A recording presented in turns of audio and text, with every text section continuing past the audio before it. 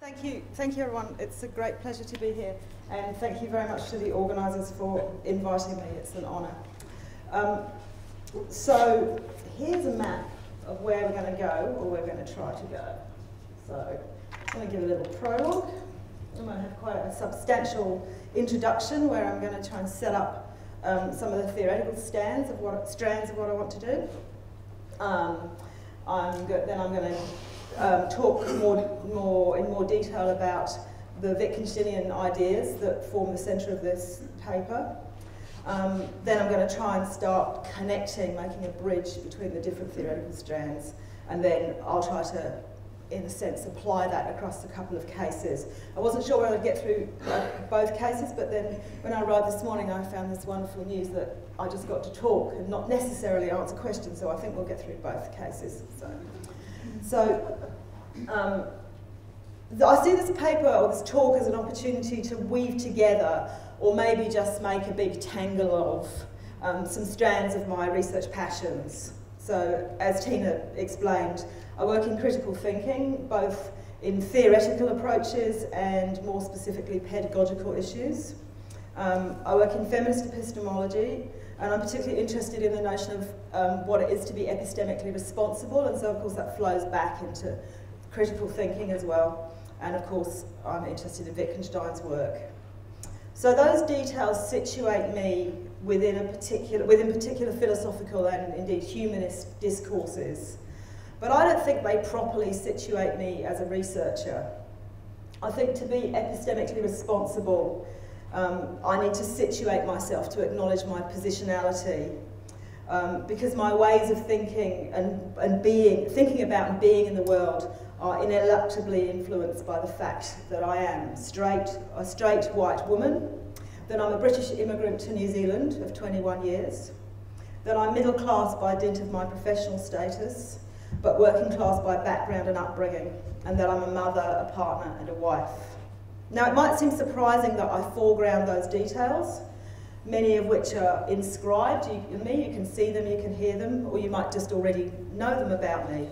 But in the philosophical imaginary of the tradition in which I'm trained, and which I'm indeed still negotiating, the philosopher remains effaced as a person.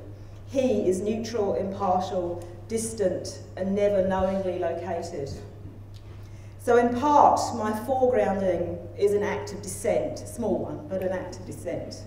But it's also an acknowledgement of my epistemic limits, of where I stand and how far I might hope to travel, and the ways in which I have and could have experienced the world, and the ways in which I haven't and couldn't have. I think it's also an opportunity to check my privilege. So when I construct imaginary narratives and examples, I have no choice but to imagine as me, because it's from within this position that my life is lived here and now. And I want to talk more about the struggles I've had of trying to construct narratives and examples from within my own positionality, how limiting that's been. And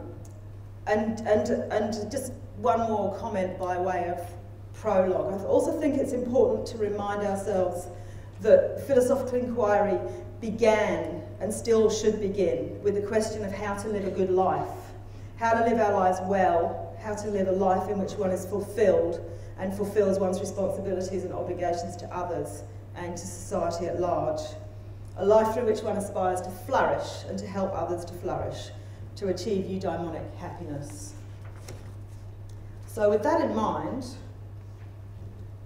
good, it worked, and as inspiration and motivation for what I want to talk about today, I'm going to take this passage from a paper by Lorraine Code, a paper that's called They Treated Him Well, Fact, Fiction and the Politics of Knowledge, in which she draws on the narratives in Nadine Gordimer's Julie's People.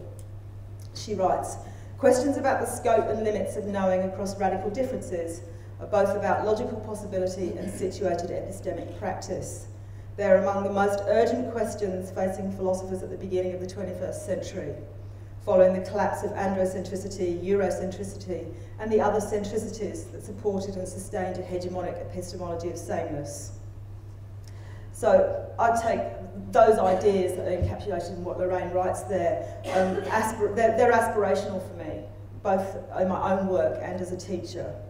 I think it's fair to say, though, just to detract from what Lorraine writes there, that the centricities are still with us. So you just have to look at who's in charge of the world, and you can see that the centricities are still with us. But perhaps conceptually they're being broken down, and certainly that's what's happening in a lot of in the work that a lot of us do. We're trying to break them down, but perhaps not overwhelmingly broken down in practice yet.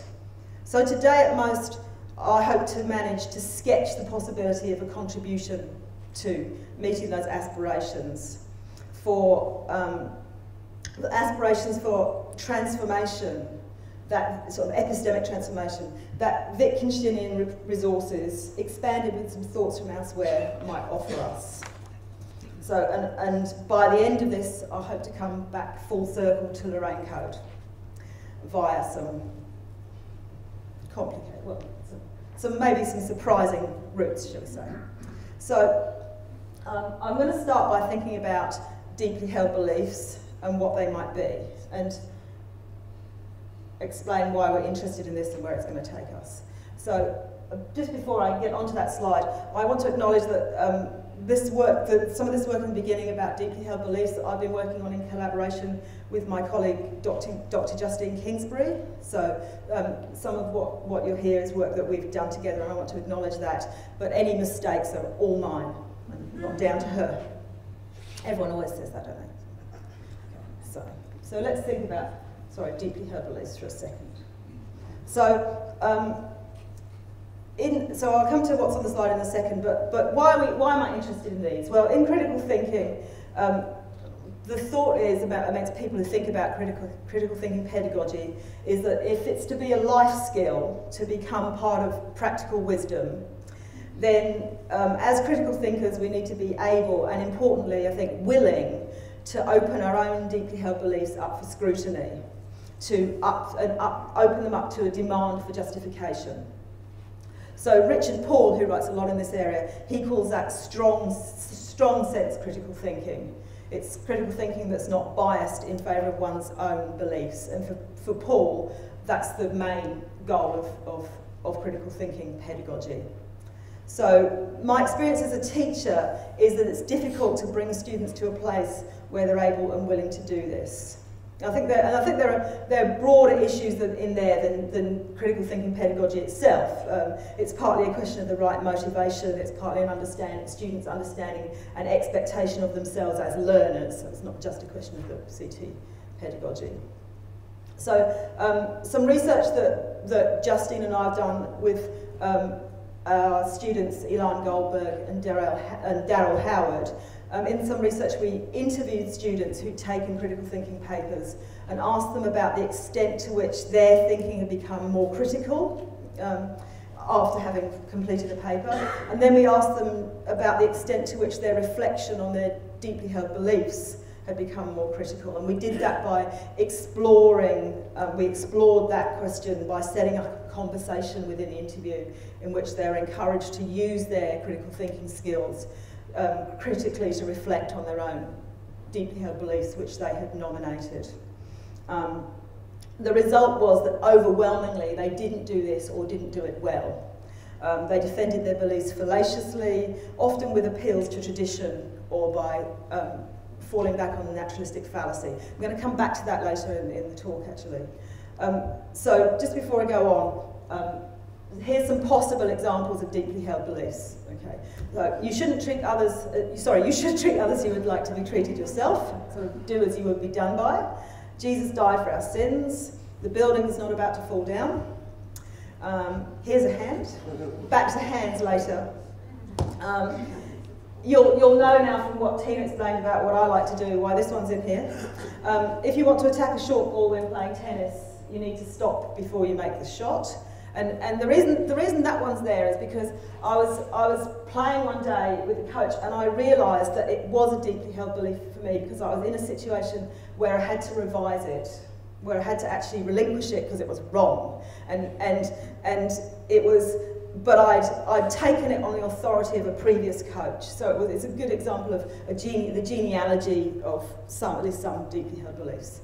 And finally, there's the final one, women are equal to men in all respects. And that's one that's going to, in a sense, come to bear later in one of the cases that I want to work through. So the research that we did then with students who'd completed the paper, obviously, that caused a certain unease in me. And obviously, it was an unease that our paper, and indeed the textbook that we use, which I wrote, isn't succeeding in enabling most students to develop this aspect of practical wisdom. But more deeply, there was an unease that the expectation that all of our deeply held beliefs might be subject to standards of proof and verification to which empirical claims are subject might be dangerously misplaced. Several participants talked about beliefs that they'd, quotes, imbibed with their mother's milk, beliefs that formed part of the framework within which they thought about and sought to understand the world, part of the ethos with which they engaged with the world and others, a part of their habitus. Some of those were not exclusively, but as you'd expect, a number of those were cultural beliefs and were religious beliefs. So this unease almost certainly flowed from my own Wittgensteinian philosophical ethos, or, if you prefer, prejudice. But it's to Wittgenstein's work that I'm now going to turn in search of comfort. Well, I will, eventually, because I want to say a little bit more about deeply held beliefs. So, in the work that Justine and I have done, we've done some thinking about what might make a deeply held belief a deeply held belief. And the candidates that most obviously come to mind at first when you start thinking about that are either genealogy, so a belief becomes a deeply held belief because you acquired it through your upbringing, you acquired it on some authority, such as my tennis one, or it's hard-won, you've come to it through a long process, hard process, cognitively challenging process of reflection and deliberation. Or it might be a question of content, so deeply held beliefs might be moral beliefs or spiritual beliefs. But the examples that we've already seen, and I'm going to look at some more in a second, they show you that those possible candidates, genealogy or content, they're not going to give you necessary or sufficient conditions for what counts as a deeply held belief, and they don't exhaust some of the features of deeply held beliefs. So although they appear to be obvious candidates, they don't seem to be the best way of sorting out what a deeply held belief is.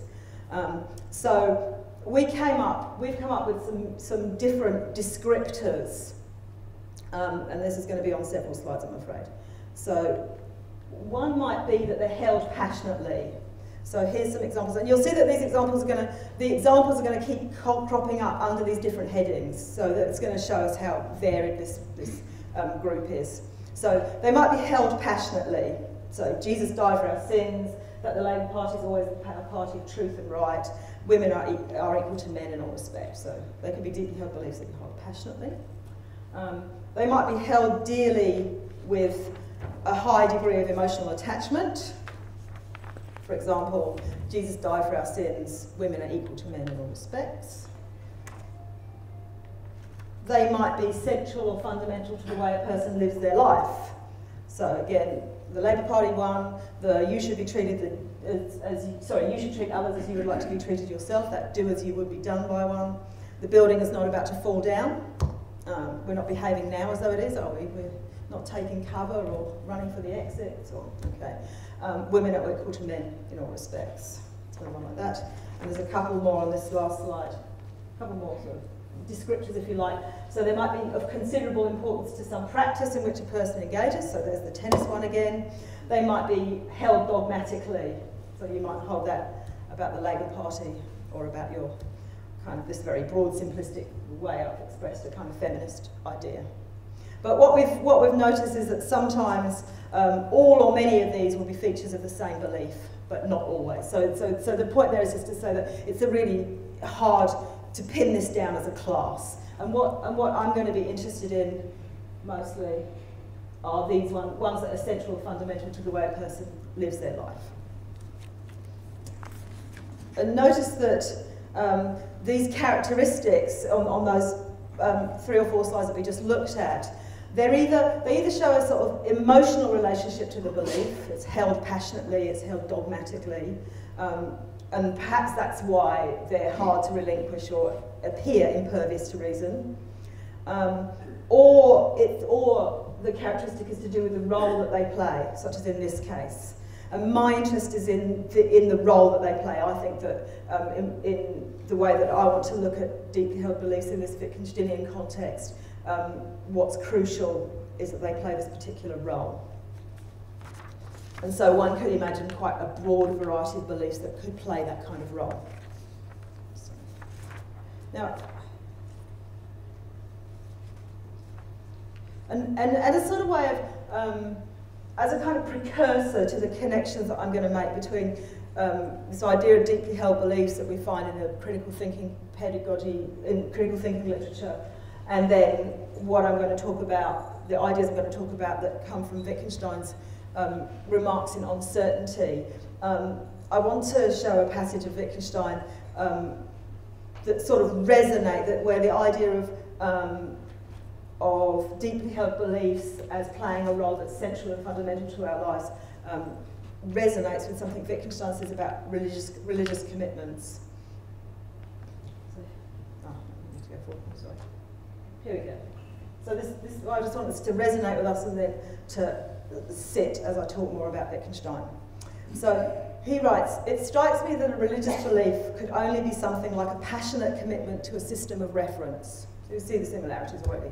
Hence, already it's belief. These are his emphases, by the way. It's really a way of living or of assessing life. It's passionately seizing hold of this interpretation. And I see that as an instance of a broader Wittgensteinian preoccupation, which I'm going to start talking about in more detail in a second.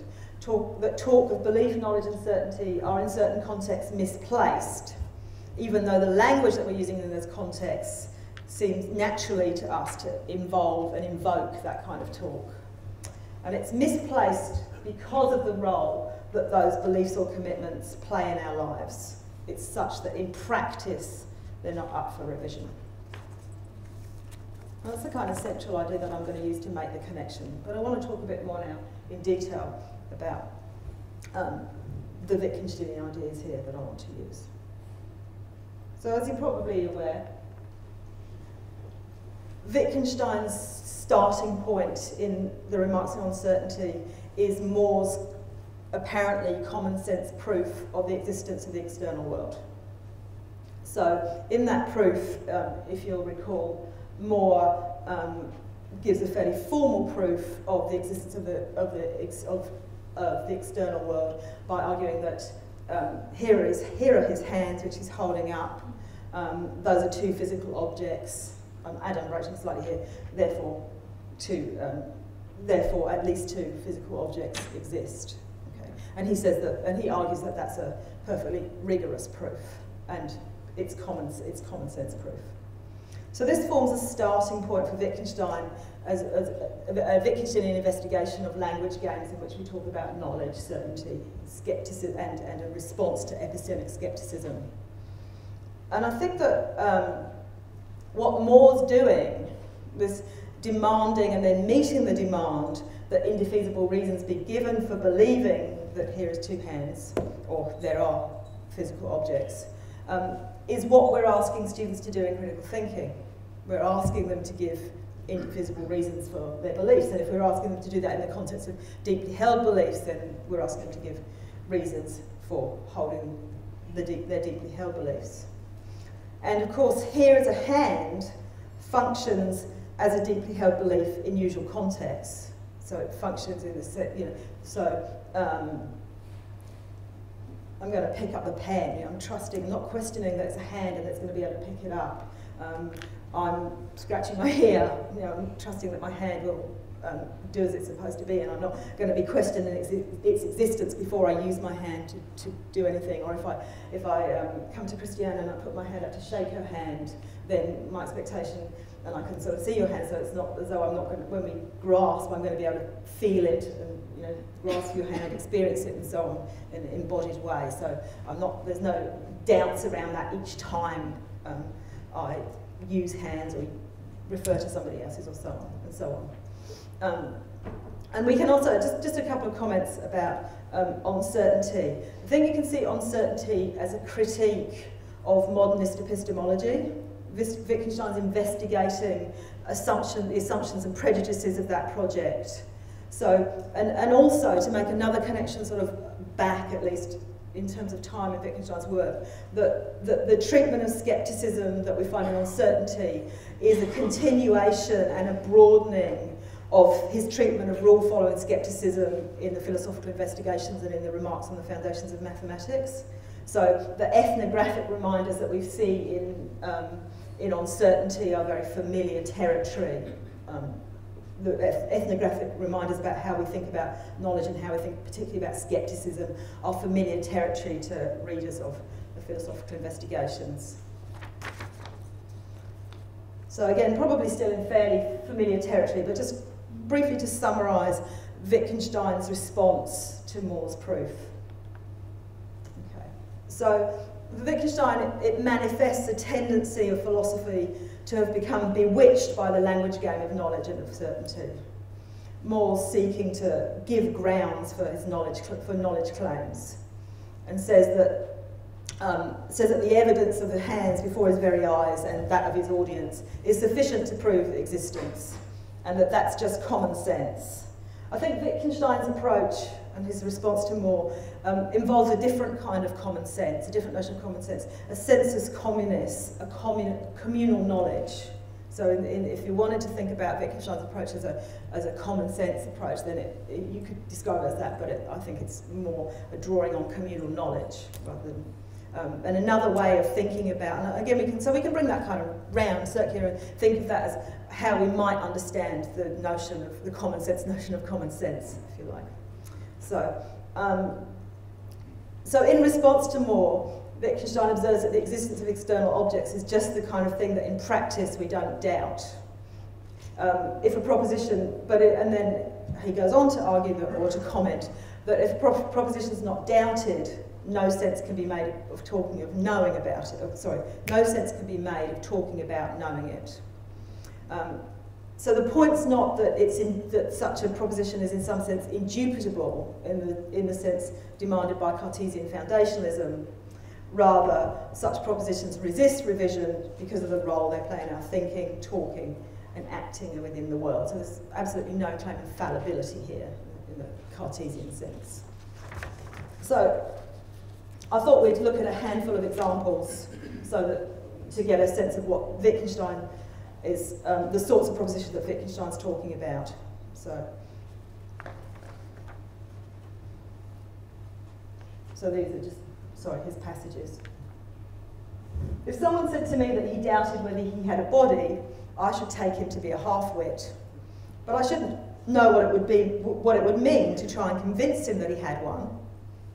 And if I had said something and that had removed his doubt, I should not know how or why. Another one. Don't I seem to know that I can't be wrong about such a thing as my own name? This comes out in the words, if that is wrong, then I'm crazy.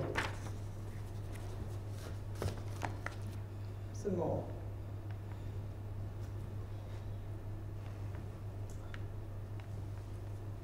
I know that I am a human being.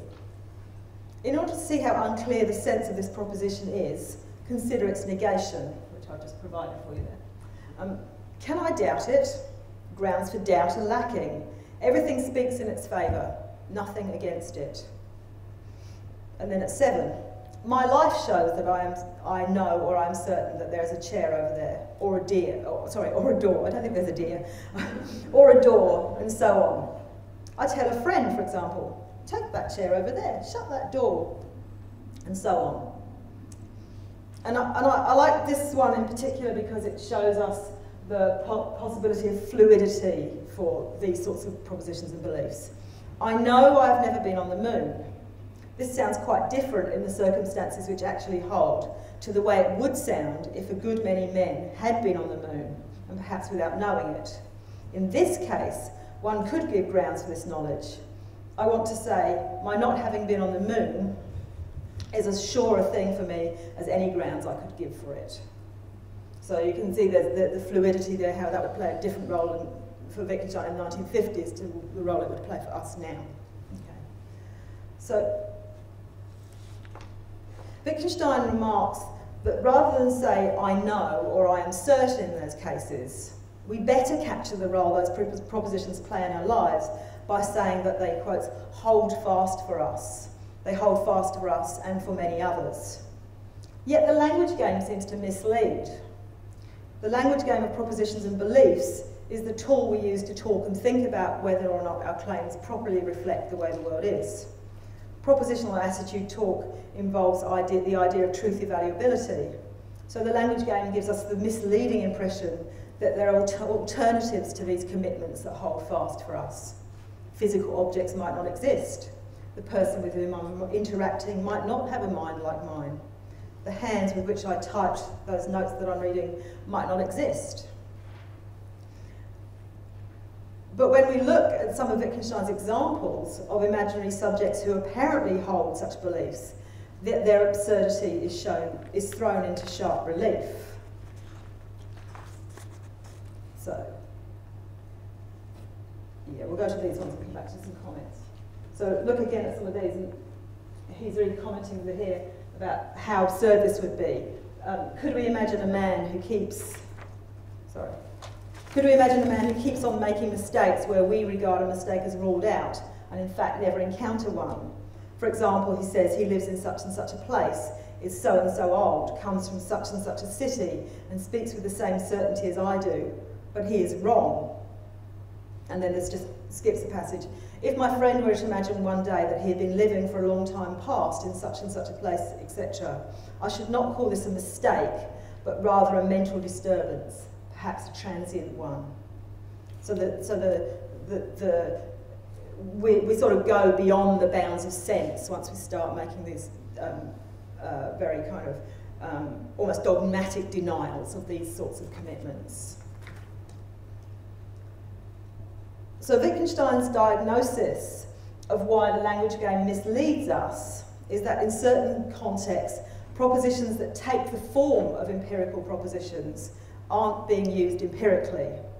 Rather they function as forms of description, rather they function as norms of description that have both a normative and a descriptive element. And when we think of these propositions in that way, then there's a sort of Kantian flavour to that way of thinking about them as having both a normative and a descriptive element.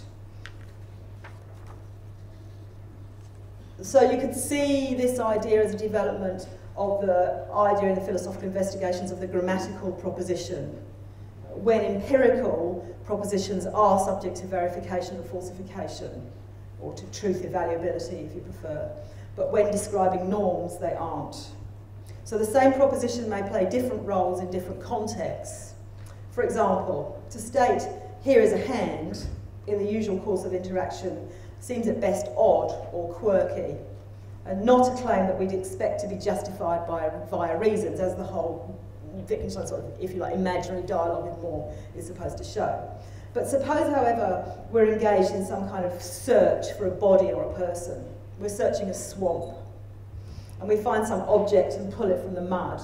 It's dirty, it's in the early stages of decomposition, and it's becoming difficult to identify. We claim, here's a hand. Now the proposition is being used empirically, and it could be appropriate, and it could make sense to try and justify the claim, to say why I think it's a hand. So what, and also you can imagine that in a question situation where somebody asks you, well, what makes you think it's a hand? And then you explain and you give reasons. So, and so one of the other things that's shown here, that I think is shown here, is that the impact, or the sort of almost an application of Wittgenstein's idea that meaning is use, because here, the proposition, whether or not the proposition is empirical or being a norm or acting as a norm of description, depends on the context in which it's being used. So we have a connection with another very important theme in Wittgenstein's philosophy of language. Now, Wittgenstein notes that those propositions that hold fast for us, that are in practice beyond the realms of doubt and justification, form a kind of framework or scaffolding for all other thought and talk. He uses a variety of metaphors to express this idea. And actually, like a lot of those terms that get almost reified in Wittgensteinian scholarship, they don't appear very often, these terms. And the term framework doesn't appear in Wittgenstein's own remarks. The term framework seems to have been introduced, it's a term that usually gets used in the literature, or frequently used in the literature, in the scholarship literature, and it was first, I think it was probably first introduced by Marie McGinn in her book Sense and Certainty that came out in 1989. But as I say, Wittgenstein himself doesn't use that term. Rather instead, so he uses the terms scaffolding, so in German der Gerüst. He uses the term bedrock, der Fundament. But that's also, so in uncertainty, bedrock is der Fundament, where we have that sense of something fundamental to the activities that make up our being in the world. But in the PI, it's der Hartenfelsen. So there's a sense there, much more kind of literal sense of bedrock in the PI. He also talks about das Weltbild, our world picture, and hinges, the angle, hinges around which other propositions pivot. I'm just going to come to that in a second. So I'm not convinced that these have, he's really using these with different technical uses. Rather, he's just trying out different ways to show his thinking, different ways to try and make the ideas manifest. Scaffolding appears earlier. We find him using the idea of the scaffolding in the PI, where he talks about the scaffolding from which our language operates. And also in Zettel, he talks about a scaffolding of facts that supports our concepts. But all of those ideas capture the sense of certain commitments, judgments, or propositions that both frame, support, and make possible all other thought and talk, all cognitive contact with reality. We could think of them as presuppositions or prejudgments in the German Vorurteil, assumptions required if all other judging is to get off the ground. A bit more about them. So these commitments, I just don't have the touch. These commitments are usually beyond the bounds of doubt and in no need of justification. As it says in Uncertainty, they are indeed not doubted. Propositions that are, as it were, like hinges. Always hedging his bets a bit, Wittgenstein, because the words are never quite right, the words are never quite doing service to the ideas, and so, as it were, or another one is as if to say. So it's never quite sort of direct comparison. So the idea is that other beliefs pivot around these hinge beliefs or commitments. They stand fast, as we've seen.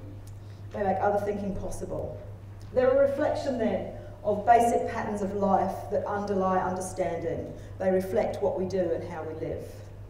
They also provide a source of confidence in practice, enabling us to go on in the same way. Shades again of the raw-fine passages in the philosophical investigations. Now, none of this is because they've been justified. As we've seen, they're beyond the language game of justification. They are, in a sense, ungrounded.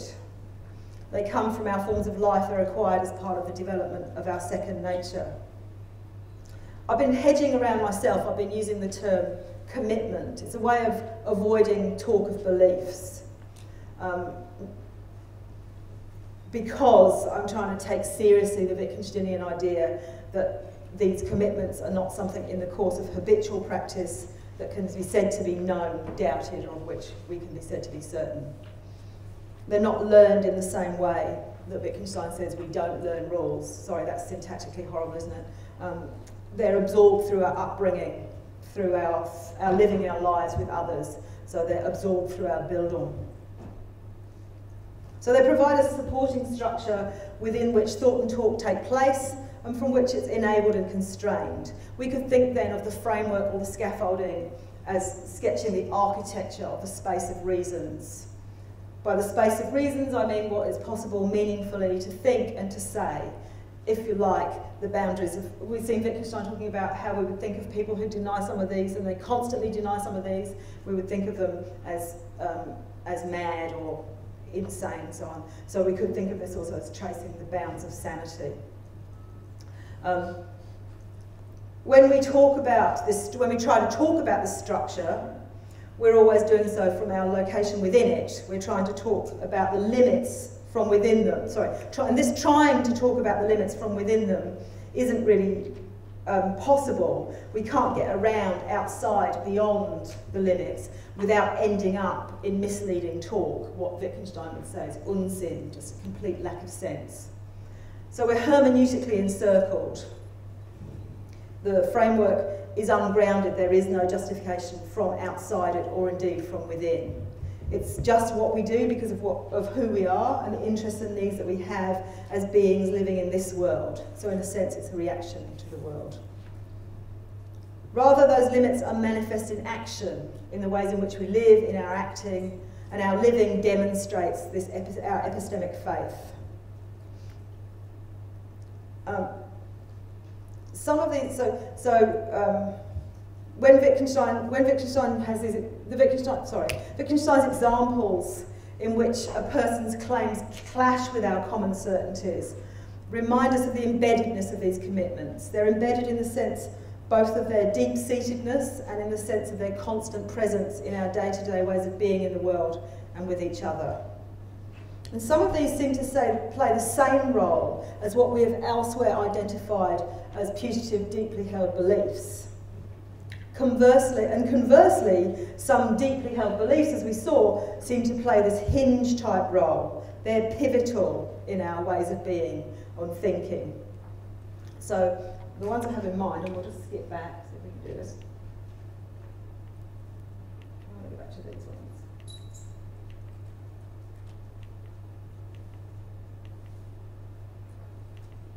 Yeah, so I'm thinking of these sorts of things like you should try to treat others as you would like to be treated yourself. The building is not about to fall down. Women are equal to men in all respects. So those sorts of deeply held beliefs, they seem to play, when I say that they're central or fundamental to the way a person lives their life, it seems that they could be seen as playing a sort of hinge role around which other beliefs or commitments pivot. So it suggests to me then that those sorts of beliefs, or beliefs, see, I make a bit of a mistake there when I say there's sorts of beliefs, because I've been trying to get away from the idea that there is a type. So beliefs such as these, that will do. Yeah, these examples. Suggest that they're resistant to the usual sort of standard techniques of critical thinking that we tried to elicit in students in those interviews, because the role they play in their lives means that they're not appropriately stood up against reasons in this way. Trying to get someone to defend them is at best futile and frustrating for both parties. At worst, it's offensive. In the case of at least some deeply held beliefs, it's just such a shame that they share an acronym with the district health boards, because it always catches me out. So, in the case of at least some deeply held beliefs, the goal of strong sense critical thinking seems misplaced. The hinge role of some deeply held beliefs seem to be manifest in what happened when our interviewer tried to elicit defence of some of the participants' deeply held beliefs. For example, frequently participants made appeals to tradition and to their upbringing to defend their commitments to certain tenets of their faith or of their moral stance. And the classical critical thinking response is to identify this as committing some kind of fallacy. Often in these cases, it was identified as committing a fallacy of appeal to tradition or of appeal to history. But if we consider such commitments as playing a hinge role in a person's or a community's life, then we might be able to cease to see this as a fallacious response in these contexts and come instead to see it as a manifestation of the way in which the commitment was acquired, so a manifestation of its genealogy, how it was acquired through their upbringing and has become part of their communal sense-making practices. So it becomes a descriptor of the genealogy, so we move from the empirical to the descriptive. Notice also that part of those ways of being, a hinge in its own right, is not calling certain commitments into question in the sense of demanding justification. So in the ways that we go on in practice, usually we don't call those sorts of things into question, and that itself becomes a hinge. And so that's an example of Wittgenstein's reminder that any of the reasons that we might give in justification would themselves presuppose some framework. Our methods of verification, our systems of proof, our standards of justification are all part of the same set of practices, all within the same hermeneutic circle. Hinges themselves are part of our methods of inquiry. When Moore makes his claims about his hands, he's relying on assuming certain claims or commitments, assumptions about what the physical object is and how physical objects behave. The standards of evidence and proof that he's relying upon are all still a part of that same system. Is the result of this then, so if this is the way I want to think about certain deeply held beliefs, then I think I need to ask myself the question, is the result a kind of stasis whereby neither individuals nor communities' framework beliefs are open to revision? Wittgenstein himself certainly allows that the framework is contingent on community, time and place, and in principle open to change. And he unwittingly gives us his own example, an example of that with his example of knowing that one has never been on the moon. Throughout his later work, he remarks on the contingency of our concepts and ways of making sense of the world, but notes also that if the facts of our lives were to change, then it is imaginable that our concepts and other sense-making practices could too. It's also imaginable that others could have different sense-making practices. To the extent that I want to explore the possibilities for meaningful engagement with real others, whose deeply held beliefs may differ from our own, where the differences may be social, cultural, political, the resources in Wittgenstein's work begin to give out. Wittgenstein gives no real consideration to any social or historical dynamics in the genealogy of our framework commitments. So shortly I'm going to move on from Wittgenstein, but I just want to show, as an example of the approach I want to try and take to those other sorts of questions, I'm going to show how that approach can be taken with one of Wittgenstein's cases, and then I'm going to move finally away from Wittgenstein, at least this morning. So to illustrate the extent and limits of different upbringing leading to different sense-making practices, Wittgenstein constructs cases of imaginary peoples whose ways of being seem alien to us, people with whom we cannot, quotes, we cannot find our feet. The cases manifest degrees of strangeness that trace a spectrum of like-mindedness. Some of them are sufficiently distant from us that we can't go much beyond merely sketching out a possibility, which in the end doesn't represent a possibility for us as we actually are with the needs and interests that we actually have. Take, for instance, his case of the tribe who are brought up in such a way that the expression of feelings is taboo and subject to punishment or ridicule. If we try to imagine what it would be like to think from within their practice, it's almost impossible without also imagining really quite radical changes in the facts of our lives, changes that have ramifications beyond practices immediately concerned with the expression of feelings. For instance, once we start to imagine those odd practices, we come to see that other of our practices, such as moral and legal practices involving how we think about and deal with deeds with evil intent or bad intent, would fail to find proper application with these folk who to us are so queer. Other cases, though, involve practices that bear a family resemblance to our own practices, such that they're practices that play a similar role in our ways of dealing with the world. So by imaginatively travelling to their worlds, and it's this notion of imaginary travel that I want to play around with for a while.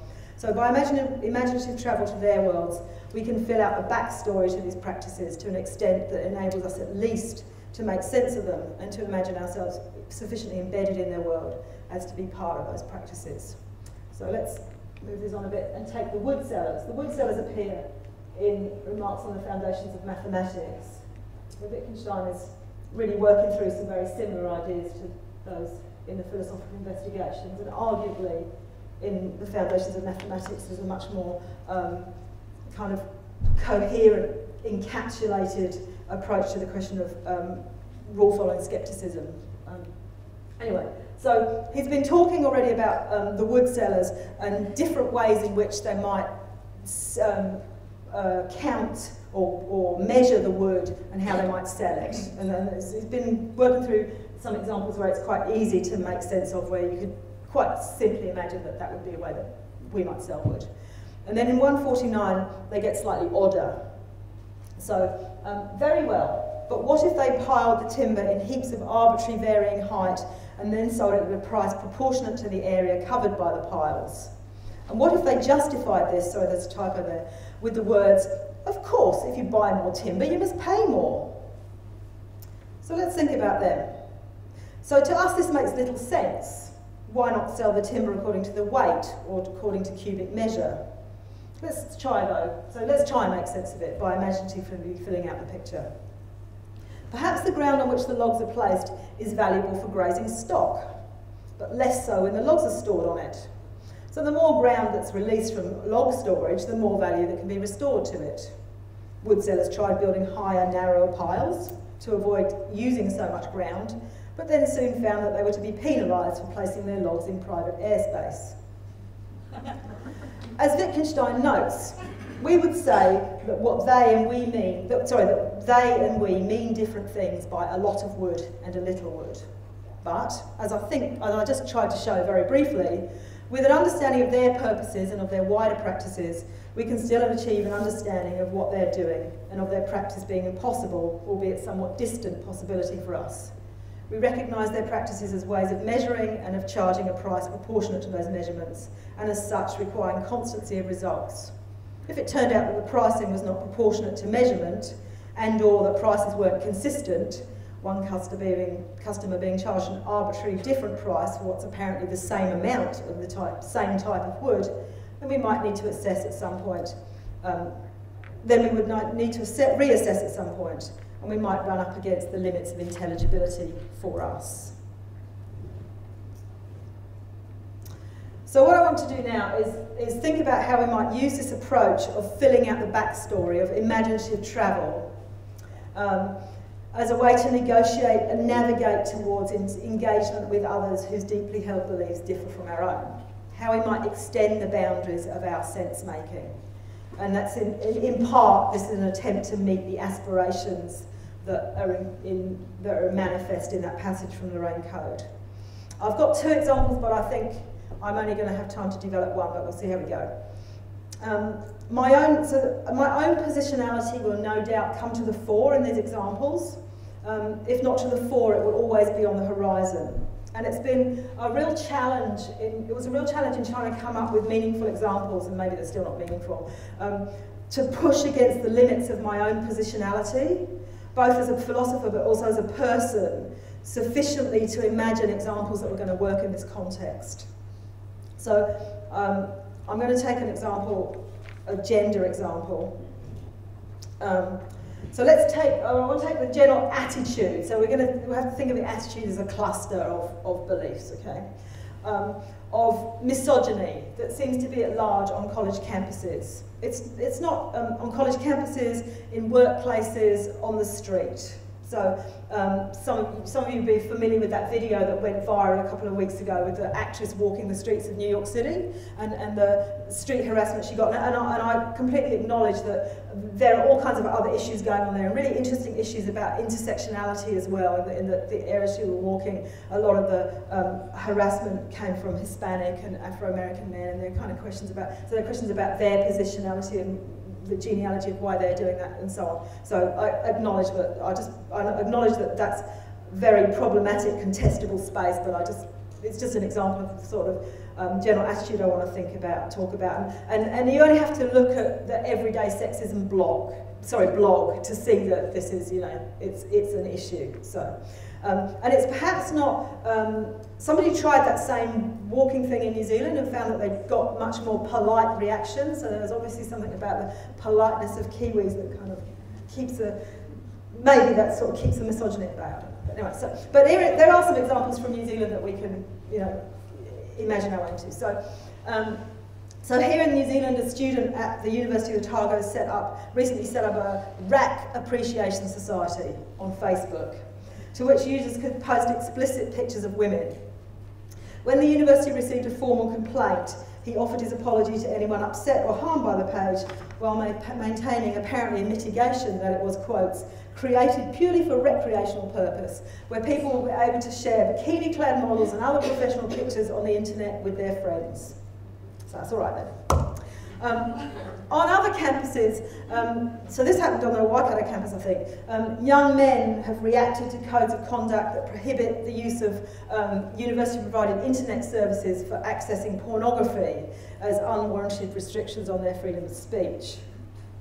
In the UK, there are myriad cases of misogynist behaviour on the part of college societies and sports teams. And of course, in the past week, there's been the media coverage of the so-called professional pickup artist Julien Blanc.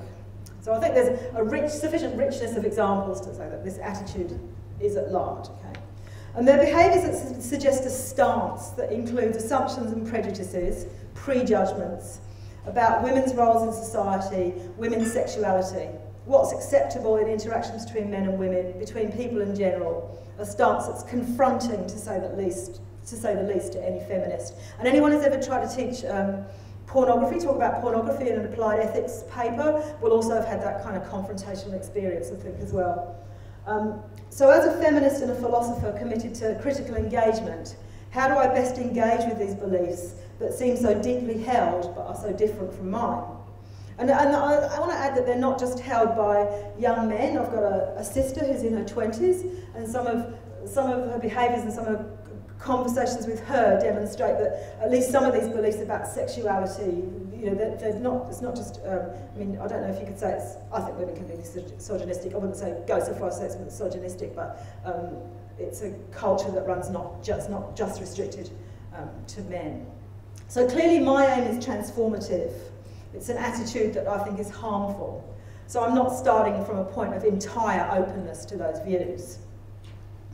In seeking to understand, as in the Wittgensteinian cases, filling out the backstory of lives is helpful, thinking about upbringing, role models, cultural representations of women to which young men are exposed, the role of pornography in setting expectations of sexuality and setting aesthetic expectations, the role of traditions, of what's culturally hegemonic at this point in time. But whereas on the Wittgensteinian approach, tracing the genealogy begins and ends with Bildung and with tradition, in the approach I'm seeking to sketch, we improve upon and socialise that approach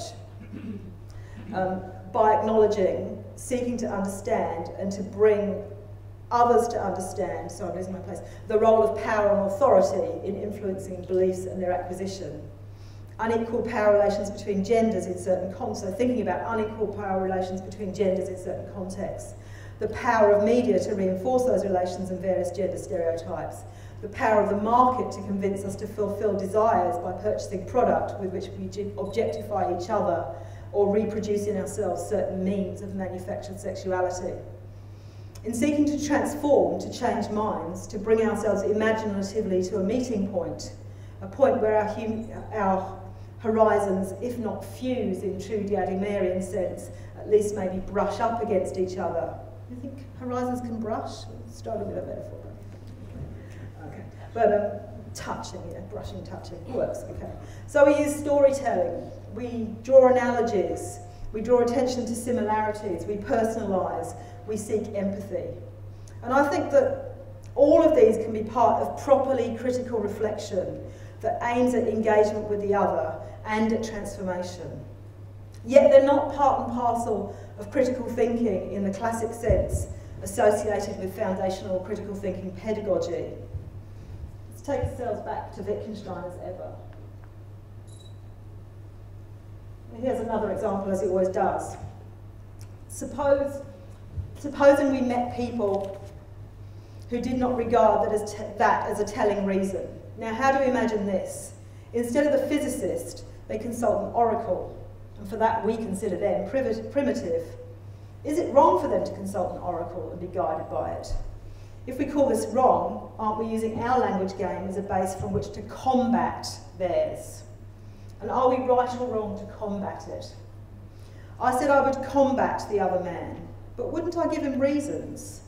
Certainly, but how far do they go? At the end of reasons comes persuasion. That persuasion takes place against the background of practices, habits, interests and needs that we do share. Again, we can go back to Wittgenstein. You're probably familiar that he writes in Philosophical Investigations, the common behaviour of mankind is a system of reference by means of which we interpret an unknown language.